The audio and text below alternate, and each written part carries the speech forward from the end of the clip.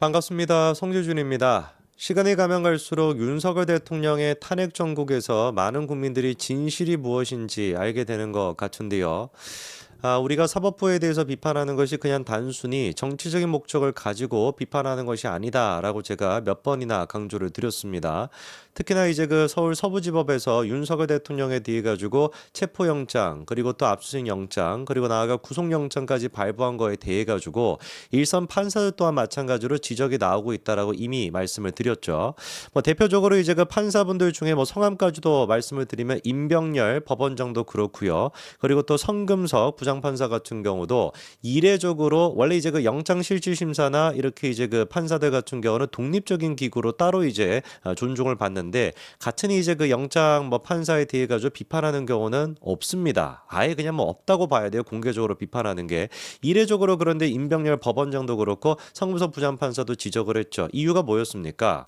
아니 지금 공수처가 윤석열 대통령의 내란죄에 대해서 수사할 수 있냐? 이거를 가지고도 법적 논쟁이 이어지고 있는 상태 아니냐? 실제로 맞죠, 그렇죠? 왜냐하면 법적 근거가 애당초 없기 때문에. 그런 상태에서 양쪽의 입장이 지금 치열하게 나뉘고 있는데 한쪽의 입장만을 가지고 윤석열 대통령에 대한 체포영장, 구속영장까지 발부를 하게 된다면, 만약에 이것이 나중에 대법원에 가서 공수처의 수사권이 없었다라고 한다면 그거에 대한 역풍을 어떻게 우리가 감당할 수 있겠냐? 이거는 지금 한쪽의 얘기만 듣고 했다라는 것 자체가 법관으로서의 양심 그리고 나아가 헌법까지도 위반하는 것이다. 아주 강도 높게 법원의 내부 게시판에다가 비판까지도 하셨습니다. 이거는 그러니까 정치적인 문제가 아닌 것이고요. 그리고 또 이게 또 우리가 지적을 할 수밖에 없는 게, 검찰 같은 경우는 이번에 윤석열 대통령에 대한 구속 기소를 했습니다. 두 번이나 이제 그 서울중앙지법에서 영장을 연장시켜 달라라고 하는 게 이제 무시가 되고 난 뒤에 윤석열 대통령에 대해 가지고 구속 기소를 결정을 한 것인데, 이때 이제 검찰이 했던 만행이 뭐였습니까? 직권남용죄 같은 경우는 뺐어요.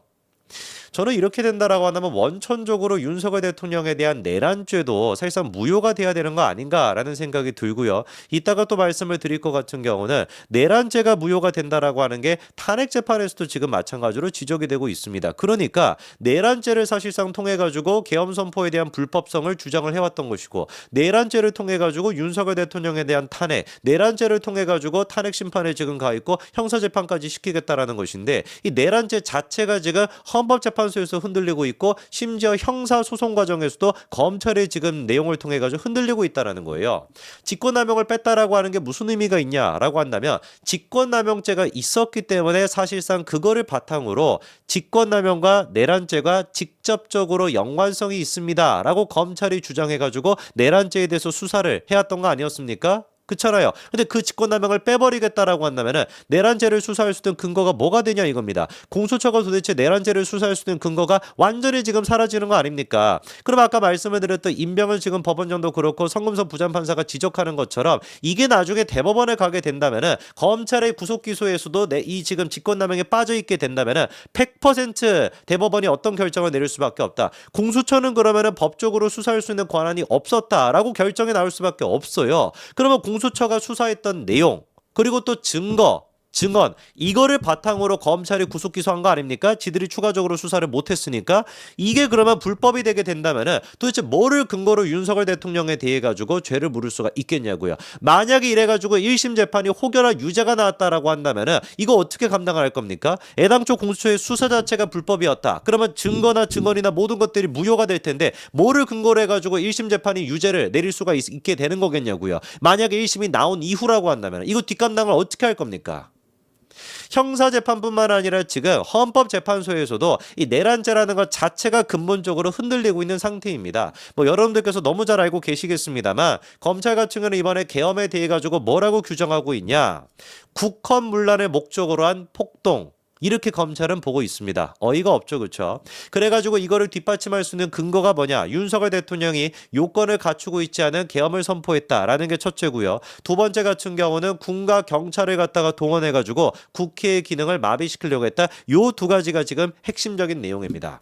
자, 그런데 막상 이게 헌재에 가가지고 지금 나오고 있는 윤석열 대통령과 김영환 전 장관의 주장을 들어봤었을 때는 어떻게 된 것인지 이 내란죄 자체가 흔들리고 있다라고 하는 법조계의 판단이 나오고 있고, 나아가서 이게 흔들리다 보니까 형사재판 또한 마찬가지로 흔들리게 될 것이다. 그러니까 형사재판 지금 막 개판이 된 겁니다. 직권남용까지 빠지게 되고. 자, 그러면 일단 우리가 봐야 되는 것이 검찰이 얘기하고 있는 군을 동원해가지고 무슨 뭐 폭동을 일으켰다, 국회를 갖다가 마비시키려고 했다라고 하는 근거는 뭔지를 보니까 검찰이 주장하는 말은 그거죠. 국회의 기능을 막기 위해 가지고 군인 1605명, 경찰 3144명을 동원해가지고 폭동을 일으켰다라는 거고요. 그거에 대한 이제 그 근거가 뭐냐? 윤석열 대통령이 조지호 경찰청장에게 개엄 당일 저녁 11시 30분쯤에 수차례 전화를 걸어가지고 국회에 들어가려고 하는 국회의원들을 전부 다 체포해 라고 지시를 내렸고, 곽종건 전 사령관한테도 마찬가지로 국회 의결을 막기 위해 가지고 아직까지 국회 내 의결 정족수가 채워지지 않은 것 같으니까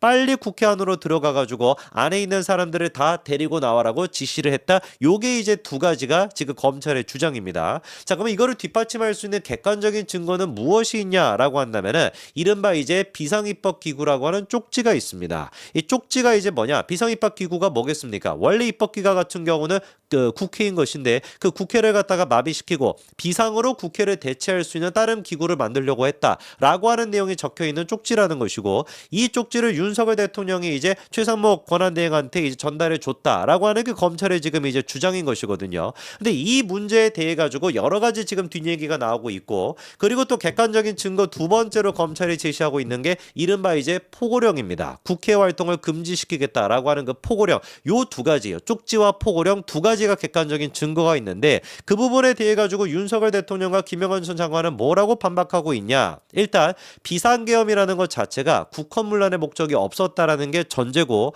군경을 투입했던 것 또한 마찬가지로 의원들을 끄집어내기 위한 것이 아니라 질서 유지를 목적으로 했다라고 하는 게 윤석열 대통령과 김영환 전 장관의 입장입니다. 자, 그러면서 김영환 전 장관은 뭐라고 지금 얘기하고 있냐? 특전사를 투입하고 경찰을 외곽에다가 배치하겠다라는 식의 계획은 윤석열 대통령이 했던 것이 아니라 내가 했던 것이고, 대통령한테는 관련된 내용이 보고조차도 되지 않았었다라는 겁니다. 그것뿐만 아니라 윤석열 대통령 측이 또 하는 얘기가, 계엄을 선포하기 위해 가지고 김영현 전 장관은 군 병력을 최대 5만 명에서 6만 명은 동원해야 된다라고 얘기를 했지만, 윤석열 대통령 같은 경우는 애당초 이거는 국회에 경고를 보내기 위한 목적이기 때문에 250명 정도만 동원하라고 했다라고 지금 얘기하고 있고, 김영건 전 장관도 그게 맞다라고 얘기하고 있죠. 뿐만 아니라 국회의원들을 갖다가 끄집어내라라고 지시를 내린 적은 없고, 요원들을 빼내라라고 지시를 내렸다. 김영건 전 장관은 이렇게 얘기하고 있습니다. 그리고 또 객관적인 증거라고 했던 쪽지에 대해서는 뭐라고 얘기하고 있냐? 윤석열 대통령한테는 비상입법기구라고 하는 그 쪽지를 최 대행한테 준 적이 없다라는 거예요. 그리고 또 김영건 전 장관도 하는 얘기가 뭐냐? 그거를 작성한 사람은 나다. 내가 그 쪽지를 갖다가 작성을 했던 것이고, 그거는 대통령한테 보고조차도 이루어지지 않았다. 이렇게 지금 얘기하고 있습니다. 그리고 또 문제의 포고령, 정치활동을 중단한다, 뭐 국회를 갖다가 해산시킨다, 그런 식의 포고령에 대해서도 지금 뭐라고 얘기하고 있냐? 김 전 장관이, 김영건 전 장관이 과거 군사정권 시절의 포고령 예문, 그거를 그대로 그냥 필사한 것을 대통령이 몇 자 수정한 거에 불과하다. 그리고 정상적인 국회 활동을 금지하려고 했던 목적이 있었던 것이 아니라 그냥 그거를 그대로 그냥 막 복사한 거에 불과하다라는 것이죠. 그리고 또 김 전 장관이 뭐도 집어넣었었냐? 정치활동 금지, 이거를 넣었던 장본이 있는데, 그 부분에 대해서는 윤석열 대통령이 제대로 내용을 확인해보지 못해가지고 간과가 된 상태에서 발표가 된 것이다. 이렇게 지금 얘기하고 있습니다. 그 다음에 정치인 체포의 문제에 대해서도 뭐라고 지금 얘기하냐? 사실상 정치인을 무슨 뭐 체포하라고 했다, 국회에 들어가서 끄집어내라고 했다, 이거를 지금 뒷받침할 수 있는 근거는 홍장원 전 차장의 얘기밖에 없는 상태인데, 관련돼가지고 검찰이 아무런 물적 증거도 안 가지고 있다라는 거거든요. 아까 전에 말씀을 드렸었던 거, 그 이제 그 국회에다가 뭐 누구를 갖다가 투입해야 된다, 뭐 이런 식으로 주장하고 있는 게 곽정근 전 사령관 아닙니까? 곽정근 전 사령관 같은 경우는 본인이 12월 6일날 분명히 뭐라고 얘기했습니까? 내가 김영원 전 장관한테 지시를 받았다. 뭐라고? 국회 내에 있는 요원들을 빼내라라고 지시를 받았다라고 분명히 자기가 그렇게 얘기를 해놓고 몇 번이나 지금 진술을 바꾼 상태거든요. 입장을 바꾼 상태입니다. 그러면 사실상 검찰이 지금 얘기하고 있는 내란죄를 뒷받침할 수 있는 근거는 뭐밖에 없는 것이냐? 홍 전 차장이 됐거나 곽종건 전 사령관이 됐거나 두 사람의 진술밖에 없는데, 홍 전 차장 같은 경우도 지금 입장이 계속해가지고 바뀌고 있고, 곽종건 사령관 또한 마찬가지 입장이 계속해가지고 바뀌고 있다라고 한다면, 뭐를 근거로 해가지고 도대체 검찰이 앞으로 내란죄에 대해 가지고 유죄를 받아낼 수가 있으며, 뭐를 근거로 해가지고 도대체 헌재가 내란죄를 근거로 윤석열 대통령을 탄핵시킬 수 있냐 이겁니다. 아무런 어떤 객관적인 증거도 없는 상태에서 한 방향의 한쪽의 입장만을 듣고서 설마 헌재가 탄핵을 시킬 수가 있을까요? 한쪽의 입장만을 듣고서 과연 형사재판부가 유죄를 내릴 수가 있을까요? 다른 것도 아니고 사형이나 무기징역, 무기금고에 해당하는 어마어마한 범죄인 내란죄에 대해 가지고 과연 그렇게 할 수 있을까요? 이석기 같은 경우도 내란죄로 그런 식으로 처벌을 받았었는데 이석기 같은 경우는 어땠습니까? 아로와 관련되어 있는 보고서가 정확하게 객관적으로 존재를 했었습니다. 이 사안 같은 경우는 그렇지가 않다라는 것이죠. 근본적으로 내란죄는 형사적으로도 그렇고 헌법적으로도 그렇고 지금 흔들리고 있는 상황이다. 이렇게 보는 것이 객관적인 팩트가 맞습니다. 여기까지 말씀드리겠습니다. 감사합니다.